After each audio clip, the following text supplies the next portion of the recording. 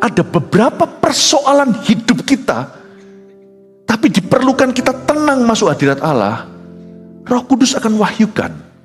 Sebenarnya, mengapa belenggumu kuat? Karena hatimu tidak bertobat. Tidak semua masalah pergi begitu aja. Ada jenis masalah tertentu hanya tertanggulangi lewat doa dan puasa.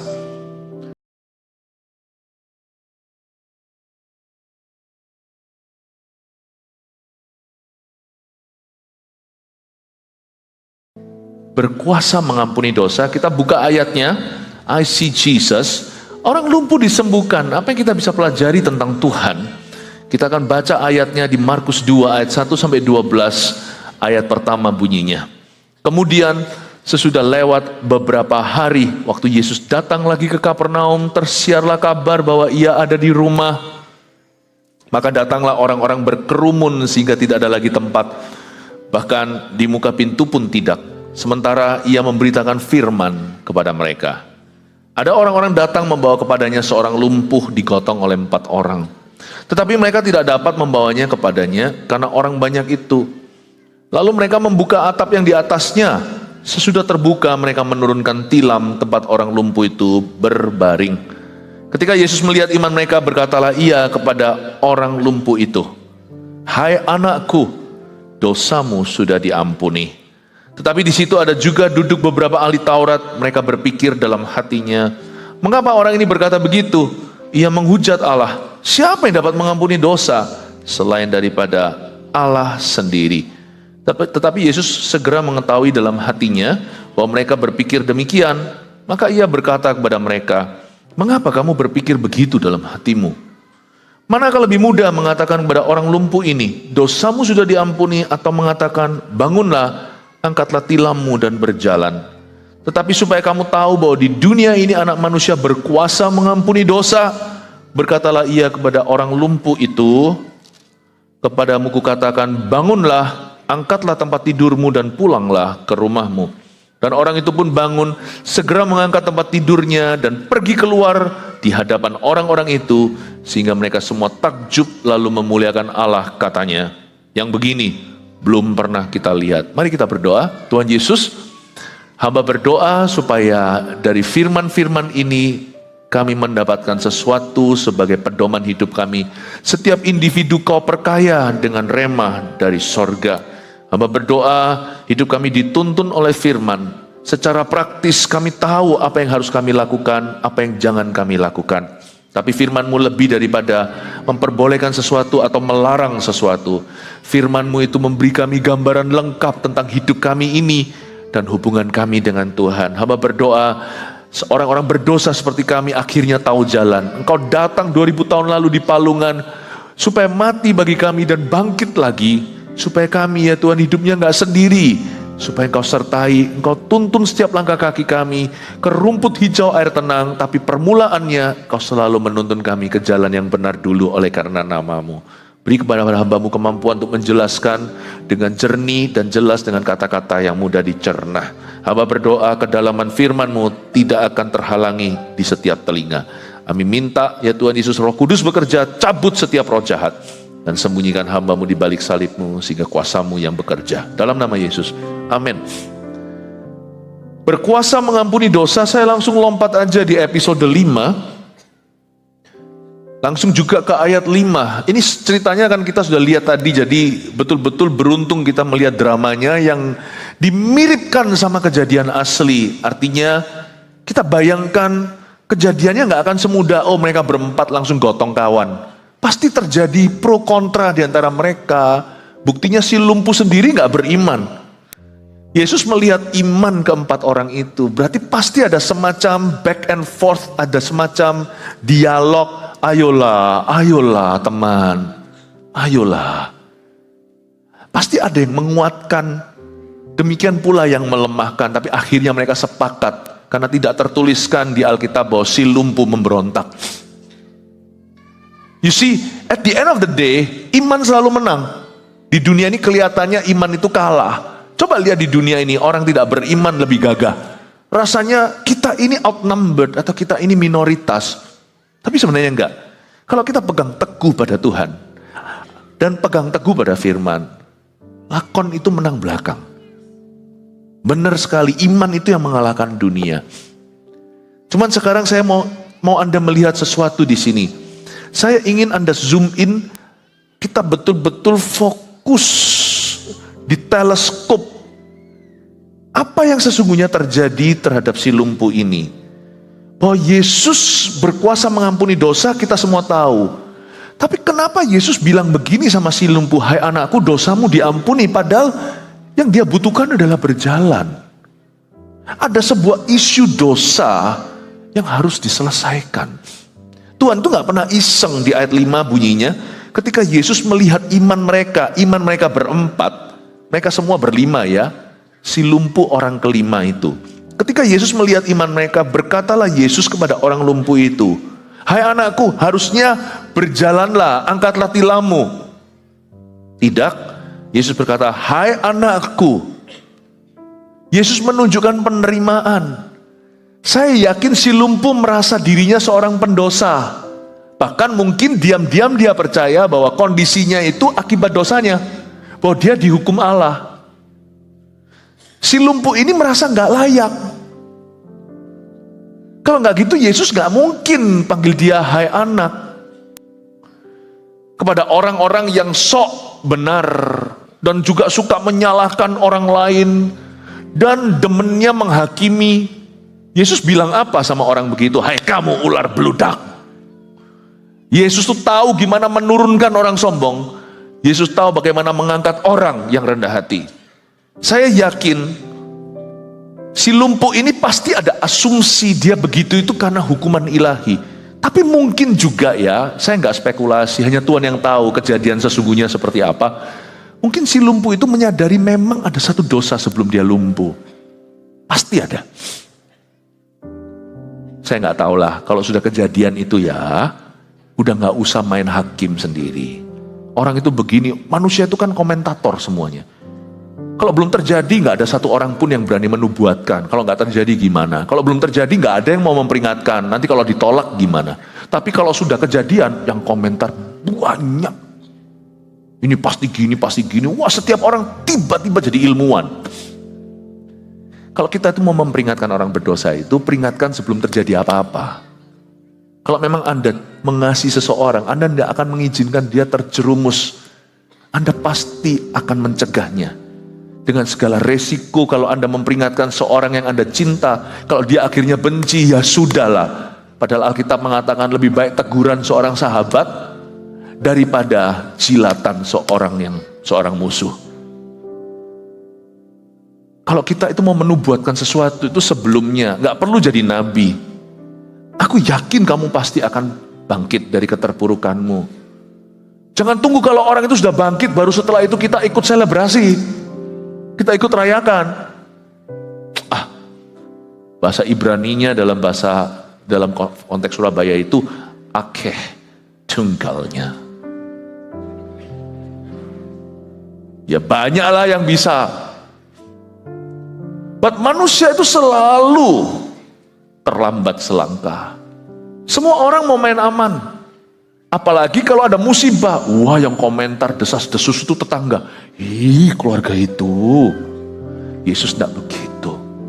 Yesus itu tidak pernah menambah-nambahi beban orang. Sekalipun kalau orang itu salah pun, Yesus itu akan membetulkan. Tuhan itu tahu kapan dia harus angkat hati orang. Dia bilang, hai anakku, buyar semua lamunan setan di hidupnya. This is what I love about Jesus. Dia yang datang dari sorga menjelma jadi manusia, mengambil rupa seorang hamba, lahir dari perawan Maria, lalu habis itu ditaruh di makanan hewan yakni palungan, nanti disiksa di kayu salib. Yesus datang bukan untuk menghukummu. Hukuman itu sudah ada soalnya, nggak usah ditambah. Kalau Anda dan saya tidak mau menerima dia, terus menolak dia, cepat lambat punya. Akhirat itu nggak bisa Anda hindari, pasti ketemu. Tapi Yesus itu hatinya selalu menjangkau. Dan Tuhan itu selalu merindukan orang-orang yang sekarang masih jauh darinya. Immanuel, sungguhan, sebelum namanya jadi Yesus oleh karena Gabriel. Dahulu kala di kitab Yesaya, dia disebut Immanuel, Allah beserta. Kebanyakan kita merasa kalau Tuhan sertai kita kalau kita baik. Tuhan sertai kita kalau kita jadi good boy. Dari kecil kita diajari Sinterklas untuk anak baik. Pit?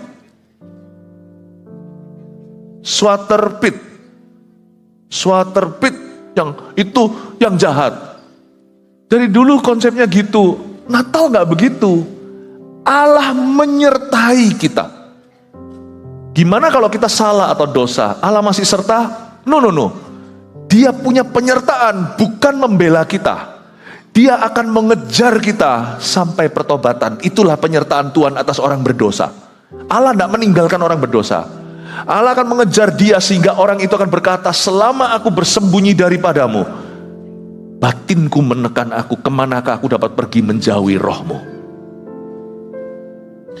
Tuhan itu menyertai orang berdosa untuk menuntunnya pada pertobatan, tapi Tuhan menyertai orang benar untuk membela kehidupannya.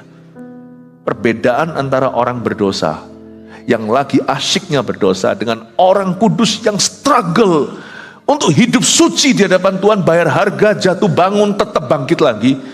Bedanya di sini. Kalau orang berdosa, Tuhan akan tuntun dia ke jalan yang benar oleh karena namanya. Tapi kalau orang yang hidup kudus, sudah punya capital, sudah punya modal yang bagus.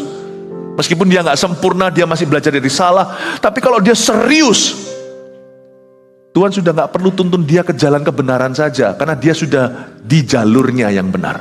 Tuhan akan tuntun dia ke rumput hijau dan air tenang. Itu beda level, my friend. Mazmur 23 yang Anda baca itu, satu level orang berdosa. Satu level orang yang sudah hidup sungguh-sungguh dengan Tuhan. Jangan pernah, hai orang berdosa, kau minta dituntun ke rumput hijau. Apalagi air tenang, tidak ada damai sejahtera bagi orang fasik. Nggak ada ketenangan bagi orang berdosa. Kalau hidupmu masih belum beres dengan Tuhan, bereskan dulu. Minta sama Tuhan restored peace atau damai sejahtera yang dipulihkan. Sadari kembali, warisanmu sebagai anak. Like father, like son. Anak Tuhan masa kelakuannya begitu? Tuhan tidak terpukau dengan profesi atau dengan pengakuanmu, aku Kristen. Karena bukan orang yang berseru-seru Tuhan yang masuk kerajaan sorga, tapi yang melakukan kehendak Bapa. Allah tidak akan terkagum-kagum dengan Anda menamai dirimu Kristen. Allah akan membandingkanmu dengan Kristus anaknya, bukan Kristennya. Yang memukau Allah Bapa adalah Kristusnya. Please don't ask for rumput hijau kalau hidupmu masih menyimpan sesuatu secara sengaja di hadapan Allah.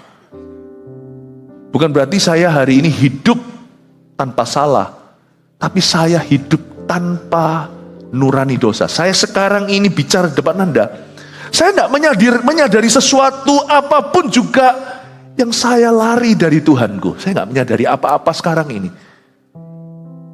Yang saya tahu, saya bukan orang sempurna, tapi saya nggak sadar apa-apa, sebab saya tidak sedang menyembunyikan apa-apa dari Tuhan seperti Adam dan Hawa yang menyemat cawat. Saya tidak, I'm not conscious of my nakedness, you know. Physical nakedness maybe. Siapa di antara kita kalau telanjang nggak malu di depan orang? Orang yang bisa sekarang telanjang gak malu di depan orang itu orang yang gak tahu malu. Kita semua secara fisik, kita semuanya pasti akan menutupi badan kita dengan baik, dengan pakaian. But spiritual nakedness, perasaan telanjang secara rohani, saya gak merasakan. Saya tidak menyadari sesuatu apapun juga. Secara rohani saya gak merasa telanjang. Saya gak merasa saya paham maksud saya. Apakah ada di antara kita secara rohani kau merasa telanjang? Waktu masuk hadirat Tuhan Anda merasa, aduh, ada sesuatu yang masih belum beres dan aku tahu itu apa di hidupku. Jangan hidup begitu. Hidup seperti itu tuh siksa batin. Sampai kapan kita mau hidup sedemikian rupa? Bapak Ibu Saudara, Tuhan datang untuk menghapuskan perasaan dosa di dalam diri kita. Yesus hadir, Yesus mati di kayu salib bukan hanya supaya membawa Anda ke sorga, tapi supaya membawa damai sejahtera bagi hidupmu di dunia. Kalau kita hari ini belum beresan sama Tuhan, berilah dirimu untuk diperdamaikan dengan Allah. Jangan lama-lama lagi. Hai anakku, dosamu sudah diampuni. Yesus gak mungkin salah. Kalau Yesus berkata sama si lumpuh, dosamu aku ampuni, pasti ada sebuah dosa yang Tuhan tunjuk dalam hidupnya. Memang di Alkitab di ayat ini tidak dijabarkan orang itu dosa apa. Tapi Tuhan gak pernah iseng, Tuhan tidak pernah meleset. Orang ini lumpuh, bukannya yang paling perlu adalah dia bisa berjalan lagi. Atau mungkin dia lumpuh dari lahir, siapa tahu, untuk berjalan pertama kali. Tapi kenapa kalimat yang keluar dari mulut Tuhan ketika melihat iman kawan-kawannya berempat? Yesus langsung memberi berkat. Kenapa berkat pertama bukan mujizat fisik? Kenapa Yesus berkata, hai anakku, Tuhan menunjukkan penerimaan, Tuhan angkat hatinya. Mungkin pada waktu diturunkan tilamnya, orang itu menunduk kepala. Pejam mata, tidak berani ikut lihat Yesus. Aku ini masa worthy for a miracle? Justru di tempat terpuruk itu tempat terindah. Karena di tempat di mana Anda berada di bawah, mungkin hari ini Anda jatuh bisnisnya. Mungkin ada beberapa yang sakit, mungkin beberapa yang bermasalah. Itu tempat emas untuk Anda merasakan kasih karunia. Itu tempat yang paling bagus untuk alami Yesus. Jadi jangan keluhkan kalau Anda sekarang berada di arus bawah. Jikalau Anda sekarang terpuruk seolah-olah seperti seluruh dunia itu numpuk di atasmu, seperti sudah jatuh ketiban tangga, di sanalah tempat yang paling indah untuk Anda menerima anugerah. Justru kalau kita merasa kuat, merasa mampu, merasa kaya, punya segalanya, lu orang gak ada apa-apanya sama gua, itulah tempat yang minus Tuhan. Bapak, Ibu, Saudara, si lumpuh ini diturunkan tilamnya sampai ke bawah dalam kondisi hatinya lagi down setengah mati. Yesus berkata, my child, anakku, merinding aku. Dan dia berkata, dosamu sudah diampuni. Semua orang tercengang, khususnya para Farisi. Menurut saya 4 orang itu juga tercengang. Loh Tuhan, aku turunkan supaya dia sembuh, kenapa kau ampuni dosanya? Karena Tuhan tuh maha tahu, gak mungkin Tuhan itu ngomong sesuatu kalau gak ada poinnya. Pasti ada satu dosa yang orang ini sadari. Atau mungkin dia gak berdosa sesuatu, tapi pada dasarnya dia gak rasa layak. Dosa itu ada beberapa level. Pertama, dosa awal. Kita gak perlu melakukan sesuatu, tidak perlu action, baru berdosa. Kita lahir itu sudah dosa. Kita ini keturunan Adam dan Hawa. Coba saya tanya, setiap kita berdosa itu, kita bisa berdosa itu apakah karena kita kuliah, kita ambil mata pelajaran dosa? Enggak ya. Setiap kita mungkin udah lupa dosa pertama kali, karena dosa anak kecil itu kan lugu. Tapi kalau kita mau jujur, siapa yang ajari kita dosa? Enggak ada. Malah papa mama keberatan. Pertama kali kita mencuri, atau kita nggak jujur, atau kita berbohong, mama papa marah, kita didisiplin. Jadi nggak ada orang mendorong kita ke dosa, itu nggak ada. Nantinya lewat pergaulan salah, bla bla bla. Tapi pada waktu kita balita, ayo, waktu kita punya adik lebih kecil, kita umur 5, lalu adik kita umur 3, lalu adiknya nangis, kenapa dicubit sama kakaknya? Siapa yang ajarimu mencubit adikmu? Apakah kita ambil MSJ 3, ada satu pelajaran tentang bagaimana mencubit adik kita? No one learns from anyone how to sin. Itu dosa awal. Kita semua itu, dan anak cucu kita juga sama, setiap manusia berdosa secara alami. Itu sudah dari sononya kita itu lahir sebagai orang berdosa. Itu saya sebut sebagai dosa awal. Itulah sebabnya orang baik atau orang jahat, dua-dua perlu mendengarkan Injil. Karena dosa awal gak bisa dihapuskan dengan amal sosial. Cuman ada orang yang dosanya itu sampai PhD. Ada orang dosanya sampai S1, ada orang dosanya sampai S2. Ada orang dosanya sampai S3. Karir dosanya aja beda. Tapi kita semua itu keturunan Adam dan Hawa, dosa awal saudara. Makanya kita semua manusia itu gak ada yang lebih bagus, 11-12 semua. Bapak ibu saudara dengarkan, dosa awal itu serius. Dosa awal itu serius. Makanya jangan ada di antara kita merasa, aku gak butuh Yesus, aku orang baik kok. Orang baik gak tentu benar. Orang baik banyak di dunia ini, orang benar kagak ada, gak ada Bapak ibu saudara. Di dunia ini tak seorang pun benar. Kata Alkitab, jelas-jelas di kitab Roma dikatakan, no one is righteous. All have sinned and fallen short of God's glory. Semua telah berdosa, Roma 3 ayat 23, dan jatuh dari kemuliaan Allah. Lalu ada yang namanya dosa pangkal.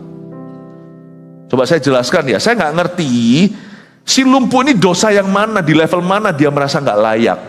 Bisa jadi di hadirat Yesus dia merasa, dia mungkin tidak membuat sesuatu yang buruk, dia tidak melakukan dosa secara sengaja. Bisa jadi dia merasakan dosa awalnya di hadirat Tuhan dan berkata, I am a sinner, I'm not worthy of you, aku tidak layak akan Tuhan. Seperti perwira Itali yang minta kesembuhan dan mujizat buat pegawainya. Dia berkata, Tuhan, guru, kau jangan datang ke rumahku, I'm not worthy of you, aku tidak layak menerimamu. Sebutkan aja satu kata atau satu kalimat, hambaku itu akan sembuh. Karena aku pun perwira, di bawahku ada bawahan, di atasku ada atasan. Atasan beritahu bawahan pergi sana, dia pasti pergi ke situ, datang ke sini, dia pasti kemari. Saya rasa perwira itu tidak menyadari sesuatu. Enggak, itu disebut perwira yang saleh. Jadi mungkin dia bukan terima sogoan lah, suap lah. Ini perwira Itali, mungkin dia terima bribery mungkin dari orang Yahudi. Enggak sih, ini perwira yang saleh. Mungkin yang dimaksudkan dia enggak layak adalah dosa awal. Dia menyadari bahwa saya ini orang berdosa, saya ini keturunan Adam dan Hawa. Tapi juga ada dosa yang namanya dosa pangkal. Dosa pangkal. Kita mau pergi ke Amerika contohnya, bisa terbang lewat mana? Lewat Jakarta ada, lewat Bali bisa, lewat Surabaya bisa. Transitnya pun macam-macam, beda-beda komplikasinya, tergantung airlinersnya. Naik maskapai tertentu transit Singapura, ada yang transit Hong Kong, ada yang transit Taiwan, ada yang transit Jepang. Destinasinya sama, neraka, tapi pangkalnya beda, transitnya beda pula. Banyak orang itu punya kecenderungan, itu terekam dari sejak dia kecil. Waktu dia usia tertentu itu ada pangkalnya. Itu semua tergantung juga dengan nurture, bukan hanya nature. Kalau hakikat atau sifat dasar kita, dari bayi semua orang sudah bakat untuk berdosa. Tapi setiap bayi kan lahir di keluarga yang berbeda, kebudayaan yang berbeda. Exposure, dia diekspos dengan media yang berbeda, dengan realita yang berbeda. Pangkalnya dia itu dari Surabaya, dari Bali, atau dari Jakarta. Tergantung. Makanya kita semua punya kecenderungan. Belum lagi papa mama punya DNA. Namanya kita ini cacat celah. Papanya ngamuan. Temperamen itu turun ke anak. Makanya kalau saya doa penyerahan anak itu, apalagi kalau masih di dalam kandungan, saya selalu doa yang terbaik dari papa, terbaik dari mama, terbaik dari ayah dan ibunya, turunkan Tuhan. Fitur fisiknya juga, tapi terutama sifatnya. Yang kurang baik Tuhan tetap simpen aja di mamanya, simpen di papanya. Tolong dibentuk sampai mereka selesai. Jangan ditularkan ke anaknya. Saya selalu doa begitu. Jangan sampai sifat buruk ayah turun ke anak itu, sifat buruk mama juga turun ke anak itu. 666 nanti anak itu. Jadi antikristus sekali. Hoki versi Kristen itu di sini. Tuhan bermurah hati, tolong ya Tuhan, aku ini tidak sempurna. Tapi nanti anak saya itu, tolong Tuhan ambil, waktu Tuhan menenung kata Mazmur di kandungan. Yang terbagus dari aku, terbagus dari istriku, masukkan ke anak ini. Yang kurang bagus, tetap kusimpan di kulkasku, di lemariku. Tolong digarap sampai selesai di sini. Oh haleluya. Jadi anaknya lihat, wah, papanya hidungnya, mamanya hidungnya mancung, anaknya mancung, ya kan? Padahal papanya hidungnya seperti bola. mamanya yang tinggi, papanya biasa, anaknya tinggi ikut mama. Jadi ya itulah kita minta sama Tuhan. Paham nggak Bapak Ibu Saudara? Dosa pangkal itu nurture. Itu bukan bawaan, tapi itu sesuatu yang dipengaruhi oleh kondisi. Makanya kita semua punya kecenderungan. Lalu ada dosa sangkal namanya. Karena kita punya kecenderungan, kita hidup di situ terus dan Roh Kudus kejar terus dan kita sangkali Roh Kudus terus lama-lama jadi kebiasaan buruk, lama-lama jadi bondage, ikatan, lama-lama jadi belenggu. Itu dosa awal, dosa pangkal, dosa sangkal. Saya nggak tahu. Ada orang yang terus menyangkali, Tuhan terus kejar orang itu, ayo bertobat dari kepahitan, dia tambah hari tambah pahit, tambah susah mengampuni. Orang yang berkata, aku sulit mengampuni, aku tidak akan ampuni dia, tahun depan lebih susah lagi. Sangkali Tuhan terus sampai membeku tuh hati, seperti hati Firaun yang tidak bisa bertobat. Saya pernah melihat loh, dalam karir saya sebagai hamba Tuhan, sekali dalam hidup saya, waktu saya masih sekolah teologi ya, saya melayani di sebuah elderly home atau sebuah rumah orang-orang tua yang panti jompo begitulah ya bukan di Indonesia. Saya pernah melihat orang itu meninggal dunia dalam kondisi hatinya itu beku, nggak bisa bertobat. Itu sudah hebat. Dia mulai dari dosa awal menjadi dosa pangkal. Dia sudah punya karir dosanya sendiri. Tapi dia begitu keras hati sampai satu titik dia nggak bisa lagi, hatinya lembut. Mati di depan suster semuanya tentunya, tapi saya ada di sana untuk mendoakan dia dan usahakan untuk tuntun dia pada Tuhan. Dan akhirnya gagal. Saya sudah usaha semampu mungkin, nggak bisa. Orang itu mati dalam kondisi beku kayak gini dan meninggal. Dan dia menyangkal Yesus di nafas terakhirnya. Tidak bisa, lalu mati. Itu menjadi trauma yang baik buat hamba Tuhan muda, bahwa lebih baik kalau kita itu mau injili orang sehat daripada orang sekarat. Jangan telat. Orang ini saya nggak ngerti kenapa Yesus berkata dosamu sudah diampuni. Apakah dia hanya sadar kalau dia keturunan Adam dan Hawa, atau karena dia tahu kecenderungannya, atau karena dia itu memang terus seumur hidupnya sebelum lumpuh itu menyangkali nuraninya berkali-kali. I don't know dia di level 1, level 2 atau level 3. Tapi Yesus yang tahu dosa apa yang dia gumulkan. Yesus berkata, hai anakku, your sin has been forgiven. Luar biasa ya. Jadi saya mau beritahu kepada Anda, banyak persoalan hidup itu sebenarnya adalah isu dosa. Tidak semua ya. Jangan semerta-merta ada sesuatu buruk terjadi sama tetangga, dia pasti berdosa. Nggak tentu. Jangan jadi orang yang kurang bijaksana. Pernah sekali murid Yesus tanya, kenapa orang itu buta? Siapa yang dosa, dia atau nenek moyangnya? Tuhan berkata, tidak ada. Jangan kamu main tuding. Ini terjadi dalam hidupnya supaya kemuliaan Allah dinyatakan. Karena Allah bekerja karena hari masih siang. Nanti kalau sudah malam, Tuhan sudah tidak bekerja lagi. Semua mujizat tidak akan terjadi. Supaya kemuliaan Tuhan dinyatakan. Jangan main tuding. Tetapi tidak dipungkiri, ada persoalan hidup bahkan sakit penyakit. Ada juga berkat yang tercuri itu karena isu dosa di hidup anak-anak Tuhan. Saya pelajari mujizat ini sebelum terjadi. Dosa ditanggulangi. Dan waktu dosa ditanggulangi, berjalanlah orang itu. Mujizat terjadi. Sungguhan loh. Saya tahu itu. Ada kalanya ketika kita mau KKR di tempat mana saya buka rahasia. Saya bersyafaat di kamar berapa hari. Saya hanya berdoa, rasanya kok nggak tembus. Karena mereka belum mendengar firman, bagaimana mereka bertobat. Jadi saya bersyafaat. Saya berdoa dan berkata, Tuhan ampunilah. Ampunilah penduduk di kota ini. Ampunilah penyembahan berhalanya. Jika umatku merendahkan diri, menyangkal dirinya bertobat dari kesalahannya, aku mendengar dari sorga, mengampuni dosanya, 2 Tawarik 7:14, dan memulihkan atau menyembuhkan negerinya. Perlu berdoa syafaat. Kadang-kadang doa yang mempan adalah kita minta mujizat, gak terjadi. Seperti ada orang kuat, seperti ada orang kuat yang menahan berkat itu dicurahkan. Loh, Tuhan lebih kuat, I know. Tetapi seperti ada pemisah antara mereka dengan Tuhan. Itu harus ditanggulangi. Disitulah letak doa syafaat.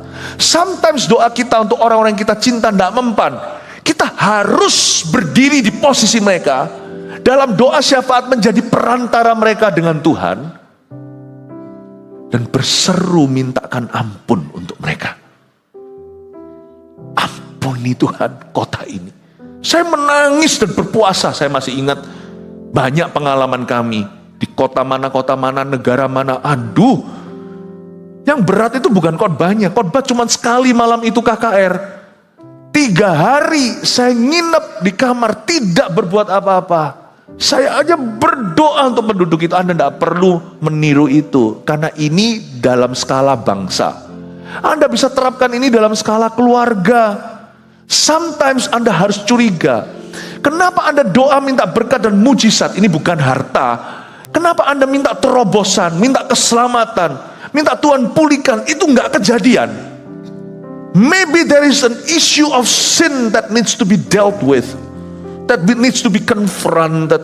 Mungkin ada isu dosa yang harus Anda selesaikan dulu dalam hadiratnya, tanggulangi. Memang nggak bisa menggantikan pertobatan orang yang bersangkutan.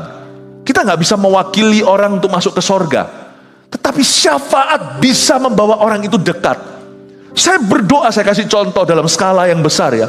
Saya berdoa mohon ampun untuk negara itu, mohon ampun untuk bangsa itu. Orang kira ngapain saya di kamar 3 hari, tutup pintu nggak makan.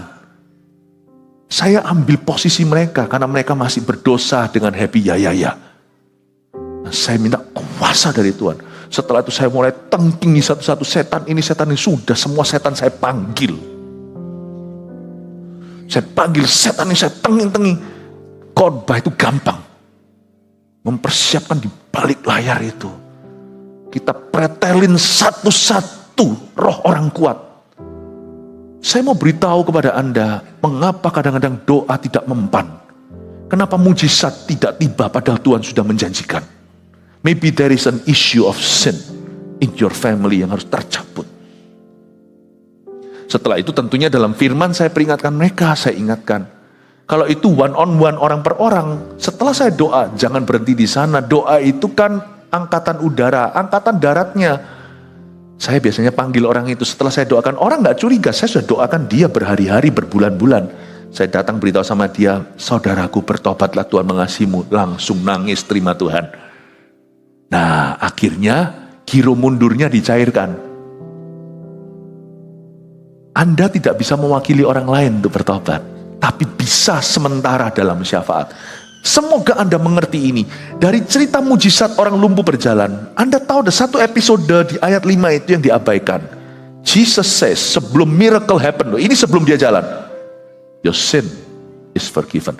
Ini episode kalau di slow motion kan, itu ada interaksi dengan Tuhan. Si lumpuh itu melihat, ini kalau mau drama kan gini harus pemain watak, nggak bisa ini. Nggak bisa sementara cuma dengan gerak-geri, itu nggak banyak gerak. Tapi kalau bisa di raut wajahnya menceritakan gimana si lumpuh itu tiba-tiba, orang 4 itu tidak relevan. Tuhan ketika berhadapan dengan si lumpuh, hai anakku, saya bisa lihat syoknya.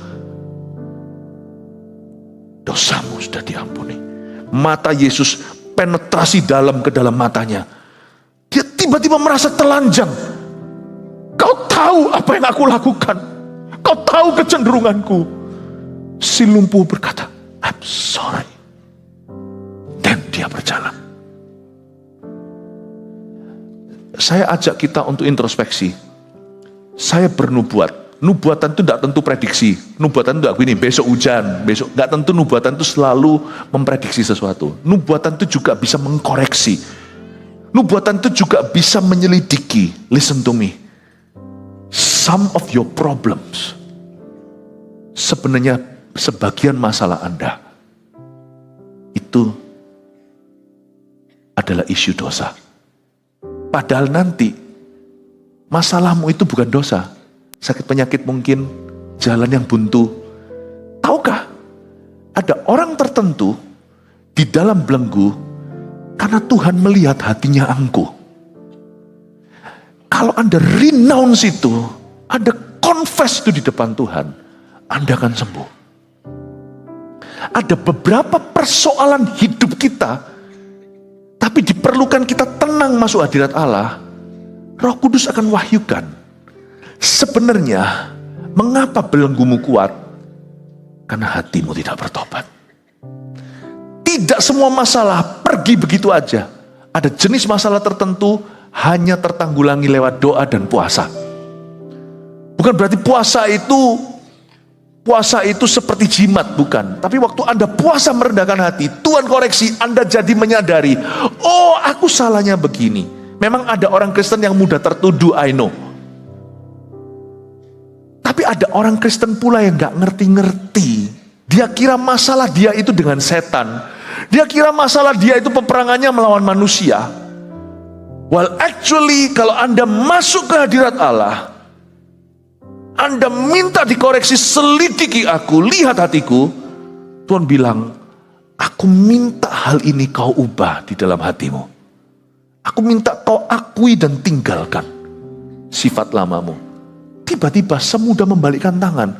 Setelah Anda amin, mulai ada telapak tangan sebesar telapak ini, embunnya, tiba-tiba turun hujan. 3,5 tahun paceklik selesai cuma dalam 1 jam. Makanya ada pepatah begini di dalam ayat di Mazmur juga. Andai kata kamu mau mendengarkan suaraku, buka mulutmu akan kupenuhi dengan gandum. Aku akan membalikkan tanganku seketika juga terhadap musuhmu. Yesaya 59 berkata, tapi yang membuat engkau terpisah dari Allahmu, pemisahmu dan Allahmu, adalah dosamu. Telingaku tidak kurang peka, tanganku tidak kurang panjang untuk bisa menolongmu. Tapi yang menjadi pemisah antara orang Israel dan Allahnya adalah dosanya. Do you know that some of your problems yang gak ada hubungan, yang gak kelihatan seperti dosa, masalah di dalam dunia nyata, itu rootnya, akarnya adalah dosa pribadi. Dulu saya gak ngerti. Saya dulu itu karena saya tidak mau buang waktu, tapi ternyata saya tidak ngerti, saya melanggar hukum fisik, hukum jasmani. Makan cepet. Kenapa? Supaya hemat waktu. Kalau orang lain time is money, untuk saya time is souls. Waktu adalah jiwa. Terus makan. Kan kadang-kadang kerja apa semalam, makannya malam. Kenapa ya? Saya batuk-batuk.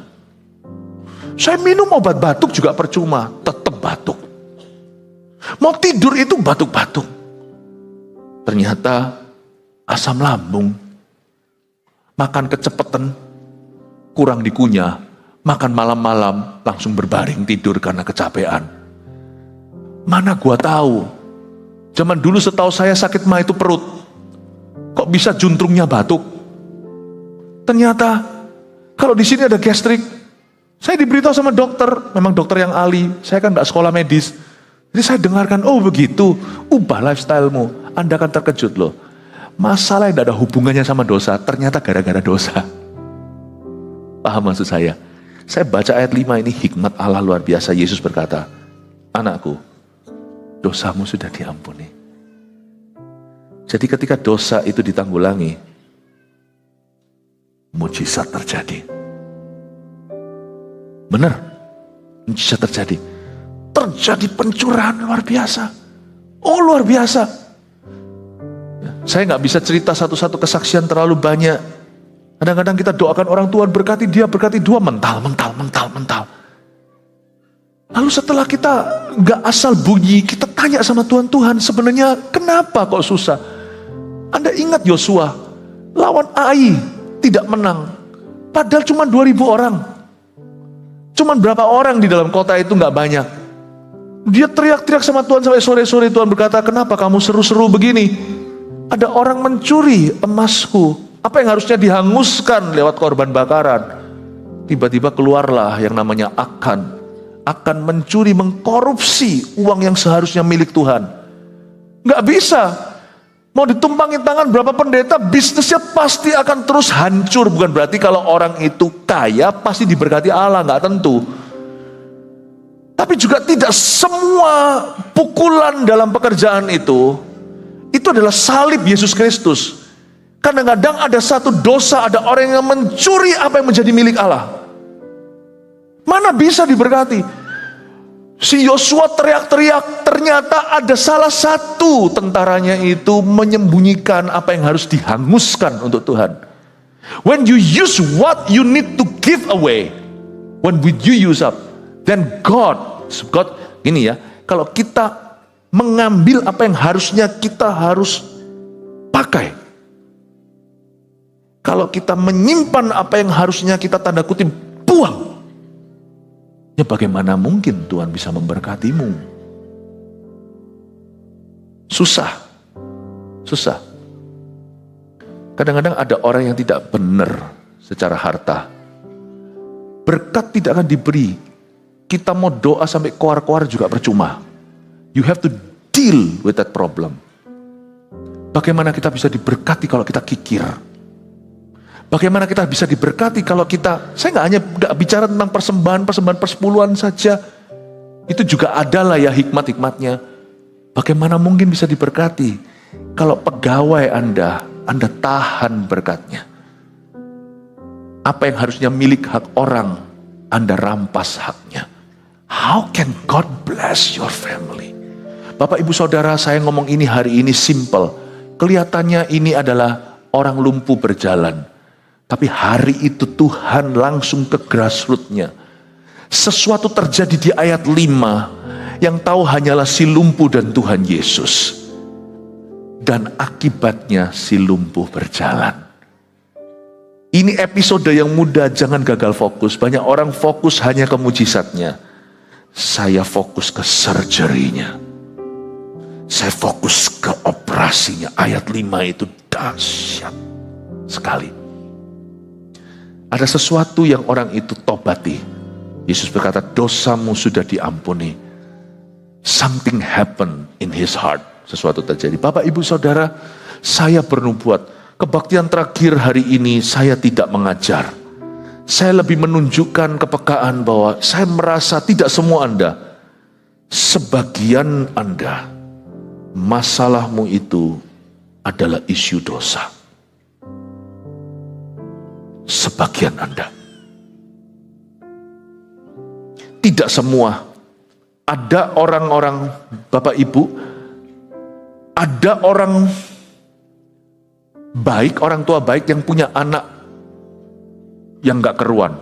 Yaitulah misteri kehidupan. Tapi juga loh, di masyarakat ini ada orang tua yang gak beres, anak-anaknya baik dan takut akan Tuhan. I don't know, itu gak ada teorinya. Saya gak tahu rumusnya.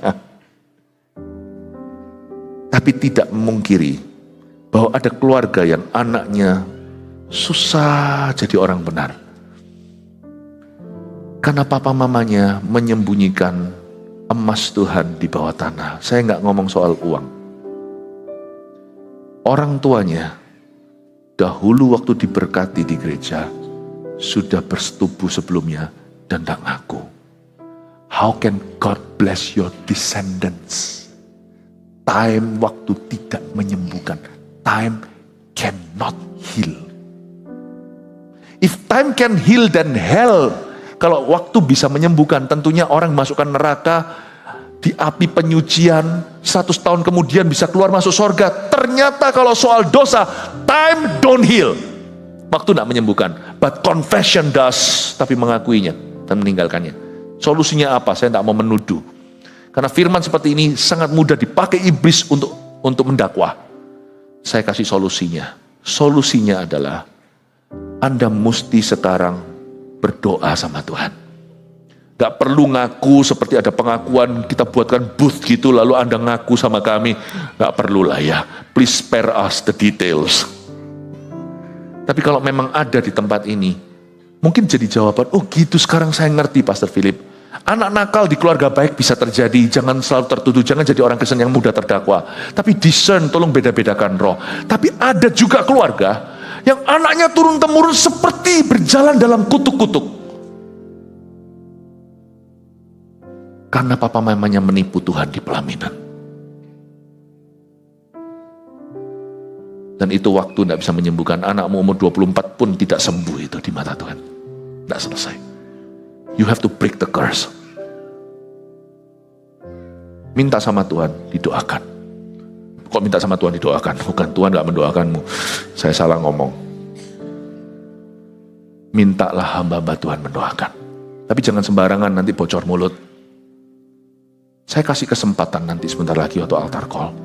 Bukan cuma yang kasus begitu. Kalau sementara saya berbicara seperti ini, Anda disadarkan suatu dosa. Dosa sangkal lah ya, bukan dosa awal.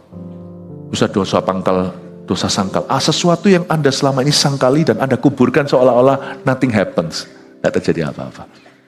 Gak bisa lah, manusia aja gak bisa digituin kok. Misalnya ada orang ambil uang kongsiannya 100 juta, lalu habis itu 10 tahun lagi berbuat, tidak mungkin kongsian Anda yang dirugikan itu mau dekat sama Anda lagi. Kalau tidak ada I'm sorry, tidak ada pemberesan, tidak ada penjelasan. Bisa pulih kalau ngomong, sorry aku salah tapi aku tidak bisa kembalikan segitu, aku pun bangkrut. Mungkin kalau orang itu Kristen, penuh pengampunan, mungkin dia bisa nerima dan hubungan bisa restorasi.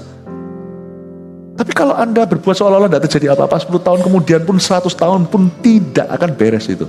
Loh, orang itu gimana sih? Dia dulu ambil uangku, kok dia sekarang berbuat seolah-olah tidak terjadi sesuatu?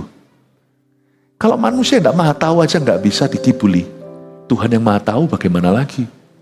Saya merasakan ada isu dosa yang mesti selesai malam ini. Kalau enggak, Natal ini enggak bisa happy.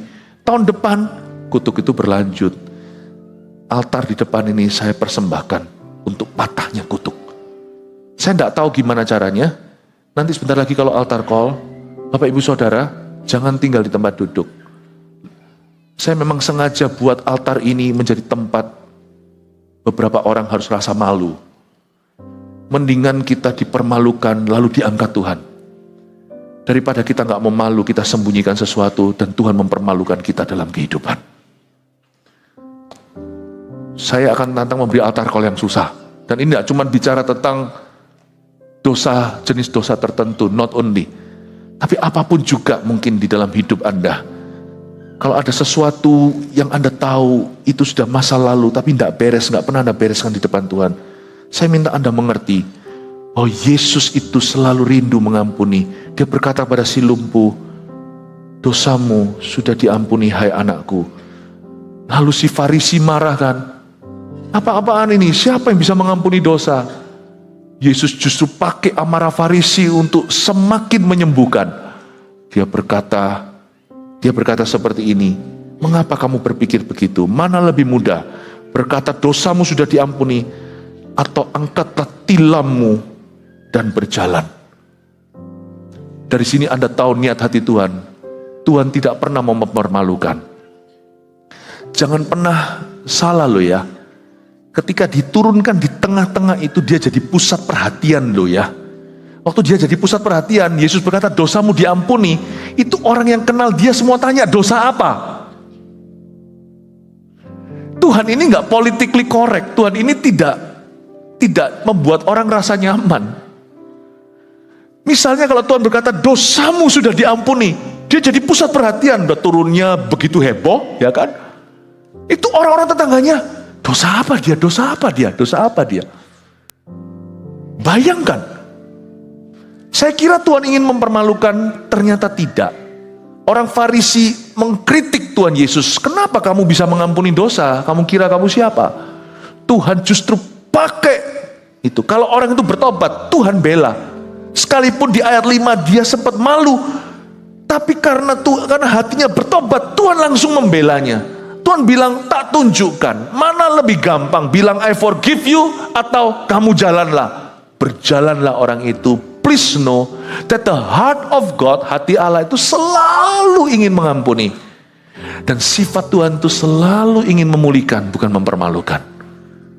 Ingatlah bahwa Tuhan itu Yehova Rafa, Allah penyembuh.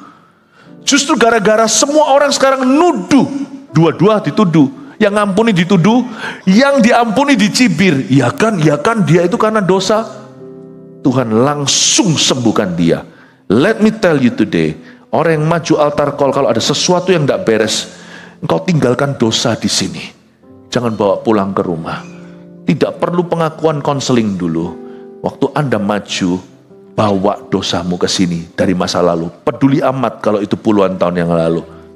Tinggalkan di sini. Nanti urusan kami yang bersihkan. Anda pulang, diampuni. Lihat ya, sejak malam ini Anda maju, Anda pulang, Anda langsung lihat besok hari Senin, hari Selasa, Anda mulai lihat pembelaan Allah di hidupmu. Situasimu tiba-tiba berbalik, si lumpuh tiba-tiba berjalan, mujizat semudah membalikkan telapak tangan. Tiba-tiba terjadi penyertaan Tuhan. Haleluya, kasih tepuk tangan untuk Tuhan Yesus. 3 poin ini Anda bawa pulang ke rumah sebagai rema dalam hidup Anda, berkuasa mengampuni dosa. Kita belajar apa tentang Yesus? I see a forgiver. Saya melihat seorang yang mengampuni, seorang yang memulihkan di dalam Yesus Tuhan. Persoalan dunia adalah masalah dosa. Lihat ya, bahwa persoalan utama dunia itu seringkali adalah sin. 2, ini janji Tuhan. Kalau dosa diampuni, mujizat terjadi. Itu sungguhan. Itu luar biasa. Ada satu orang pemberesan dengan orang. Tiba-tiba, saya ngomong gini lugu ya bahasa anak kecil. Masa segampang itu Pastor Philip? Sometimes miracle segampang itu. Sungguh. Saya tidak ngomong gini itu untuk meremehkan tantangan yang ada di hidup kita ya. Kadang-kadang kita masuk proses Tuhan, tapi kadang-kadang gak ada prosesnya. Detik kita akui dosa kita, langsung Tuhan balikkan tangan. Sungguhan. Ada orang itu yang pada waktu dia bereskan itu, whatever itu, tiba-tiba apa yang macet itu jalan. Gitu aja. Saya nggak bisa cerita karena mulut saya disumpah. Ada terlalu banyak rahasia yang saya tahu yang saya nggak bisa ceritakan ke siapa-siapa. Andai Anda tahu yang saya tahu, saya berkali-kali melihat tangan Tuhan itu terbalik begini aja cuma dalam waktu sedetik. Ketika orang itu mau dibentuk, ketika orang itu mau mengaku, begitu aja dibalikkan tangan, set, berubah. Lalu tiba-tiba berkat itu mengalir, gak ada rumusnya. Saya gak bisa cerita aja, tapi saya melihat, percayalah, Allah sanggup lakukan itu. Ketika dosa itu diampuni, mujizat begitu saja terjadi. 3, Yesus adalah Tuhan, Dia berhak mengampuni dosa. Dan Yesus adalah penyembuh. He is a healer. Don't worry, He is not a killer. He is a healer, not a killer. Amin Bapak Ibu Saudara. Saya merasa di sini ada orang-orang harus dilayani. Mari kita semua bangkit berdiri.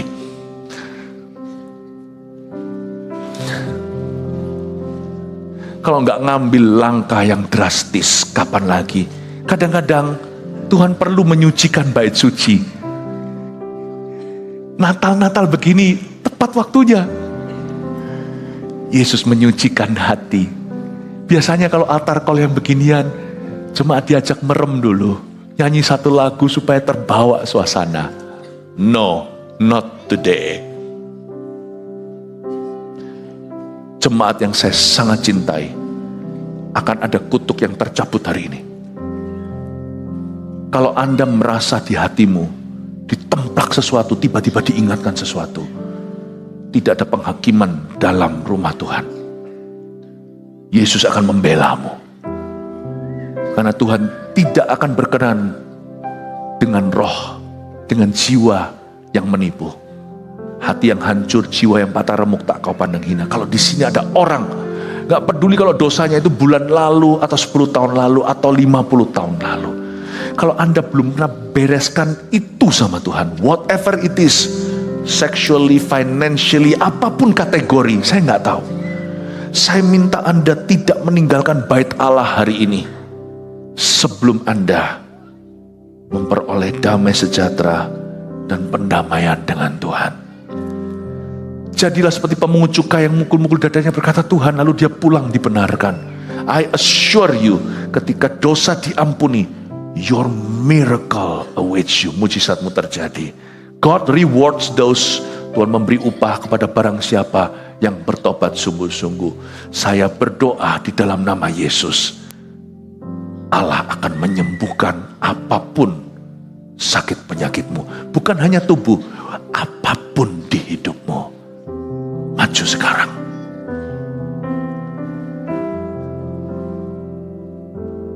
Kita ulurkan tangan kita ke depan.